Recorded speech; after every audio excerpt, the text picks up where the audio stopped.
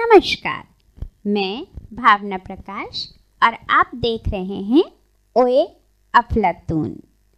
हिंदी पखवाड़े पर हमने कुछ विशेष करना चाहा तो पाया कि हिंदी का स्वरूप, उसकी राजभाषा के अधिकार विवाद, उसके विस्तार, उसकी समस्याएं और अधिकारों के विषय में आप बहुतायत से लेख पढ़ते और सुनते रहते हैं।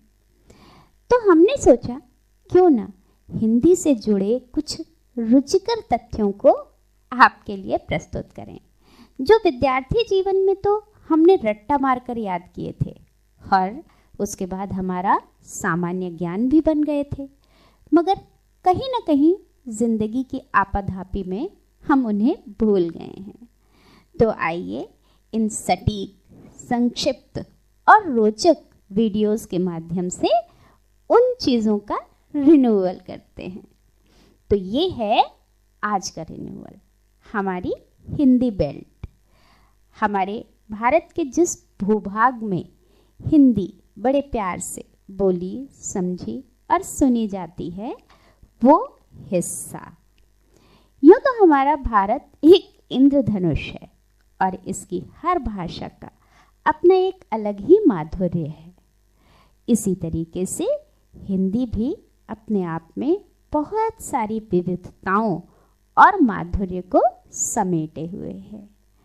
तो आज हम जानेंगे, मतलब अपनी नॉलेज को रिन्यू करेंगे, हिंदी की उपभाषाओं और बोलियों के बारे में। तो हिंदी की 5 उपभाषाएं हैं, याद है ना? तो अगर नहीं याद है तो फिर से देखिए एक बार। पश्चिमी हिंदी, पूर्वी हिंदी, राजस्थानी हिंदी, बिहारी हिंदी और पहाड़ी हिंदी। जिस बोली में हमारे राजकीय कार्यकाज होते हैं और पाठ्यक्रम पूरा होता है हिंदी का, वो है खड़ी बोली, जो कि हिंदी की पश्चिमी हिंदी की उपभाषा की एक बोली है। पश्चिमी हिंदी की और भी कई बोलियां हैं जो कि पश्चिम भारत में बोली जाती हैं, जैसे ब्रिजभाषा, बुंदेली, हरियाणवी, कन्नौजी इत्यादि।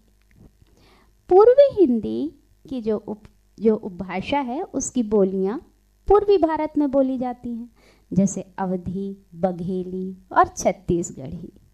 इसी तरह राजस्थानी हिंदी राजस्थान के चारों भागों में, पूर्वी राजस्थान में जयपुरी, पश्चिमी में मारवाड़ी, उत्तरी में मेवाती और दक्षिणी में मालवी राजस्थानी बोली जाती है। इसी तरह माधुर्य से भरी बिहारी भाषाएं हैं, भोजपुरी, मगही और मैथिली।